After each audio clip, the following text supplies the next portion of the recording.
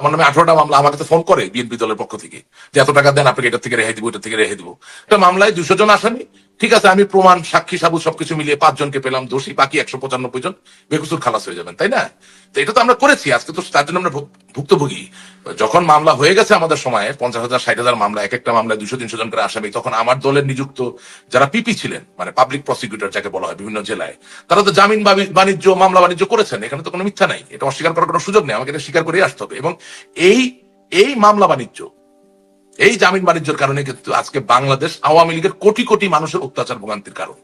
কারণ আপনি যখন জামাত বা বিএনপি বা অন্য কোনো দলের কোনো লোককে ডজন খানেক মামলা দিয়ে দিনের পর দিন তার বাড়ির বাইরে রাখবেন, তাকে জমি বিক্রি করাবেন, ঘর বিক্রি করাবেন, ব্যবসা বাণিজ্য শেষ করবেন, তখন সে যখন সুযোগ পাবে তখন তো সে আপনাকে ফুল দিয়ে বরণ করবে না, তখন তো সে আপনাকে মিষ্টি খাওয়াবে না, তখন সে একইভাবে আপনার নামে মিথ্যা মামলা দিবে, সে আপনাকে অত্যাচার করবে, আপনাকে একইভাবে পিটাবে, মারবে, এবং সেও চাবে আপনি আপনার জমি জমা ঘর বাড়ি বিক্রি করে ফেলেন। 15 মাস ধরে ইউনুস করলাম, এবং ইউনুসের অত্যাচার নির্যাতন নিষ্পেষণের বিরুদ্ধে আমি আন্দোলন করলাম। এখন সে যখন চলে যাবে ঠিক নির্বাচনের পর এক মুহূর্ত দেরি করবে না, নির্বাচন হবে, প্রধানমন্ত্রীর দায়িত্ব দিবে, করমর্দন করবে, এবং আমার বিশ্বাস সাথে সাথে চলে যাবে। এবং চলে যাওয়ার পরে তখন আমরা কি নিয়ে আন্দোলন করব? তখন এই নির্যাতন নিষ্পেষণের অংশীদারটা কি হবে? তখন কি নতুন করে আমরা কাউকে এর অংশীদার বানাবো? এটা আমার একটা প্রশ্ন, এটা আমার মাথায় ঘুরে। মামলাটা মিথ্যা, কোনো সন্দেহ নাই, কিন্তু মামলা যিনি রুজু করছেন তিনি তো মিথ্যা না, তিনি একজন জীবন্ত ব্যক্তি। না মামলা, না সব মামলা যে মিথ্যা এটা আপনি বলেন কিভাবে? না, মামলা মিথ্যা কেন? মামলা মিথ্যা হবে না? আমার নামে 18টা মার্ডার কেস, আমি কোথায় মার্ডার করলাম ভাই? মিথ্যেই তো। আমি যেটা সত্য সেটাকে না বলছি, মানে সব তো আর মিথ্যা না। না, সব কেন হবে? অবশ্যই খুনি, ডাকাত, চোর, ধর্ষণকারী তো বিএনপিতে আছে, আওয়ামী লীগে আছে, জামাতে, সব জায়গায় আছে। যে ইউনুস যখন চলে যাবে তখন এই মামলাকারীরা তারা কি ইউনুসের লোক হিসেবে পরিচিত হবে, নাকি তারা বিএনপি এবং জামাত বা আমাদের বিরোধী যে রাজনৈতিক শক্তি তাদের লোক হিসেবে পরিচিত হবে? অর্থাৎ 15 মাস ধরে আমরা যে ইউনুস করলাম, তাহলে কি কোনো না কোনো ভাবে যারা আমাদের নামে এই মামলাগুলো দিল, যে এই মামলাগুলোর কারণে আমরা পলাতক বা নির্যাতিত বা জেলে, তারা কি এক ধরনের দায় মুক্তি পেয়ে গেল কিনা? ডক্টর ইউনূস থাকতে থাকতেই তো নির্বাচন হয়ে যাবে, এটা পরিষ্কার। এটা পরিবর্তন বা আটকানোর কোনো সুযোগ আর নাই। বর্তমান সরকার এবং আওয়ামী লীগ ছাড়া অন্য সকল দলই মোটামুটি নির্বাচনী একটা ট্রেন বলেন বা নির্বাচনী একটা আবহে নিজেদেরকে প্রবেশ করিয়েছে, সুতরাং এর থেকে বেরিয়ে আসার সুযোগ নাই। আমি আমার চোখে যেটা দেখছি যে ডক্টর ইউনূস নির্বাচনটা করে দেওয়ার পরে উনি আসলে, যেটা আমি বুঝতে পারছি ওনার বডি ল্যাঙ্গুয়েজ বা কথাবার্তায়, উনি খুব মনে প্রাণে চাচ্ছেন যে কোনো ভাবে নির্বাচনটা হয়ে গেলে তিনি বলতে পারবেন যে বাংলাদেশের প্রতি তার ঐতিহাসিক যে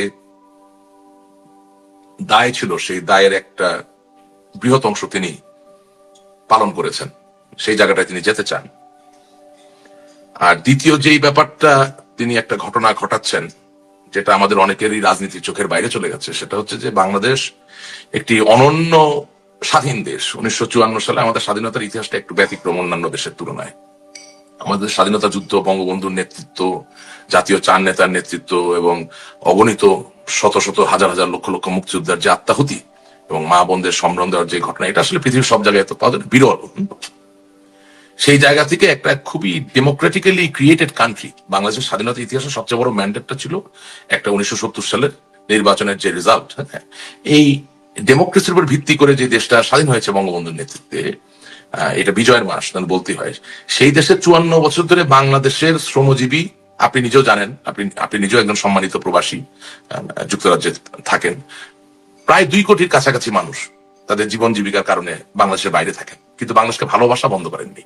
তারা বাংলাদেশকে ভালোবাসেন, বাংলাদেশের সম্পর্ক আছে, এবং প্রতি বছর আল্লাহ তাআলা রহমত দানকারী, তারা তাদের রক্তকে ঘামে পরিণত করে তাদের এই শ্রমের মাধ্যমে বিলিয়ন ডলার, $40 বিলিয়ন বেশি তারা বাংলাদেশের জন্য পাঠায়।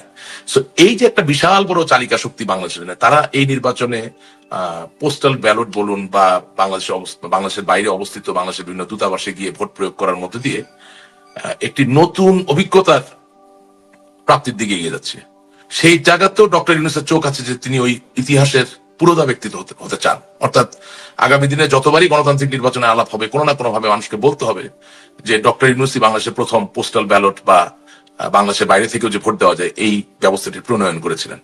আমি ভেতরের খবর কিছুটা জানি, তিনি ইতিমধ্যেই ইউরোপিয়ান ইউনিয়ন সহ মার্কিন যুক্তরাষ্ট্র থেকে শুরু করে, যুক্তরাজ্য থেকে শুরু করে এশিয়ার বিভিন্ন গুরুত্বপূর্ণ দেশে প্রথিতযশা যারা নির্বাচনী পর্যবেক্ষক আছেন তাদের সাথে যোগাযোগ করেছেন, যাতে এই যে পোস্টাল ব্যালট বলুন বা দূতাবাসে গিয়ে ভোট দেওয়ার যে সুবিধাটি বলুন, এটাকে যাতে পর্যবেক্ষণ করে এটাকে যাতে একটা রিকগনিশন দেওয়া যায়, মানে একটা স্বীকৃতির জায়গায় নেওয়া যায়, সেই চেষ্টাটা কিন্তু সরকারের পক্ষ থেকে চলছে। অর্থাৎ ডক্টর ইউনূস যেভাবে হোক নির্বাচন করবেন, এবং এই নির্বাচনের ব্যতিক্রম দিক হবে যে বিদেশি প্রবাসী ভাই বোনরা এবার ভোট দেওয়ার সুযোগ পাবেন। কতজন ভোট দেবেন আমি বলতে পারি না। স্বাভাবিকভাবে আওয়ামী লীগ যদি নির্বাচনে না যায়, তাহলে আওয়ামী লীগের একটা ব্যাপক অংশ সেই ভোট নাও দিতে পারে। আবার ভোট যে আপনি দিচ্ছেন বা দিচ্ছেন না, এটা তার কেউ দেখতে পাচ্ছে না। সুতরাং এমন হতে পারে যে আপনি আওয়ামী লীগ করলেও কৌতূহলবশত এক দুটা ভোট দিয়েও দিতে পারেন, সেটাও হতে পারে, আমি জানি না, just to get the experience. হ্যাঁ, কিন্তু মূল ব্যাপার হচ্ছে যে এই ভোটিংটা হয়ে যাবে, কিন্তু সমস্যা হয়ে যাচ্ছে অন্য জায়গায়। সেটা হচ্ছে গত 15 মাস ধরে আমরা আমাদের দলের পক্ষ থেকে ইউনূসকে সুচিহ্নিত ভাবে দোষারোপ করে এসেছি, ধরেন আমাদের লক্ষ কোটি নেতা কর্মীর মামলা, মোকদ্দমা, হামলা, এই ব্যাপারগুলোতে। কিন্তু একেবারেই একজন রাজনৈতিক কর্মী হওয়ার পাশাপাশি আমি পরিসংখ্যানে বিশ্বাস করি এবং আমি তথ্যে বিশ্বাস করি, আমি সত্য বচনে বিশ্বাস করি। সুতরাং সেই জায়গা থেকে যখন ফিল্ডে আমরা খোঁজ নেই, যে একেবারে ওয়ার্ড পর্যায় থেকে শুরু করে কেন্দ্রীয় পর্যায় পর্যন্ত যত মামলা রুজু হয়েছে গত 15 মাসে, এই মামলার শতকরা 96% মামলা বাদী হচ্ছে বাংলাদেশ জাতীয়তাবাদী দলের যারা, তারা। আপনার 3% মামলার বাদী হচ্ছে জামাত ইসলামী, এবং বাকি 1% হচ্ছে রাষ্ট্রবাদী হিসাবে। এবং আমি খুব সুনিপুণ ভাবে খোঁজ করে দেখেছি যে বিএনপির পক্ষ থেকে যেই বাদী, তার রুজু করা মামলায় যখন আওয়ামী লীগের কোনো নেতা বা কর্মী গ্রেপ্তার হয়েছেন, সেই গ্রেপ্তার হওয়ার পরে দেখা গেছে যে হয়তো একজন ব্যক্তির নামে 10টা মামলা, সেখানে সরকার বাদী হয়ে আরেকটি মামলা যুক্ত হয়েছে। আবার জামাত ইসলামী যে মামলায় বাদী ছিলেন, সেই মামলায় কেউ গ্রেপ্তার হওয়ার পরে দেখা গেছে তাকে থানায় নেওয়া হলো, এবং দেখা গেল তার নামে 5টা বা 6টা মিথ্যা মামলা, সেখানে আরো একটি সরকারি ভাবে, মানে সরকার বাদী হয়ে একটা মামলা যুক্ত হয়েছে। এখন আপনাকে এই কথাটা আমি বললাম এই কারণে যে ইউনূস যখন চলে যাবে, তখন এই মামলাকারীরা তারা কি ইউনূসের লোক হিসেবে পরিচিত হবে, নাকি তারা বিএনপি এবং জামাত বা আমাদের বিরোধী যে রাজনৈতিক শক্তি তাদের লোক হিসেবে পরিচিত হবে? অর্থাৎ 15 মাস ধরে আমরা যে ইউনূস ইউনূস ইউনূস ইউনূস করলাম, তাহলে কি কোনো না কোনো ভাবে যারা আমাদের নামে এই মামলাগুলো দিল, যে এই মামলাগুলোর কারণে আমরা পলাতক বা নির্যাতিত বা জেলে, তারা কি এক ধরনের দায় মুক্তি পেয়ে গেল কিনা, এটা একটা চিন্তা করার বিষয় আছে। কারণ নাম্বার তো আর মিথ্যা বলে না। হ্যাঁ, মামলাটা মিথ্যা, কোনো সন্দেহ নাই, কিন্তু মামলা যিনি রুজু করছেন তিনি তো মিথ্যা না, তিনি একজন জীবন্ত ব্যক্তি। না মামলা, না সব মামলা যে মিথ্যা এটা আপনি বলেন কিভাবে? না, মামলা মিথ্যা কেন? মামলা মিথ্যা হবে না? আমার নামে 18টা মার্ডার কেস, আমি কোথায় মার্ডার করলাম ভাই? মিথ্যেই তো। আমি যেটা সত্য সেটাকে না বলছি না। মানে সব তো আর মিথ্যা না। না, সব কেন হবে? অবশ্যই খুনি, ডাকাত, চোর, ধর্ষণকারী তো বিএনপিতে আছে, আওয়ামী লীগে আছে, জামাতে, সব জায়গায় আছে। বল্লাৎকারী আছে না জামাতে? আছে, সবই আছে। যেটা সত্য এটা সত্য, এটা তো আমি এখানে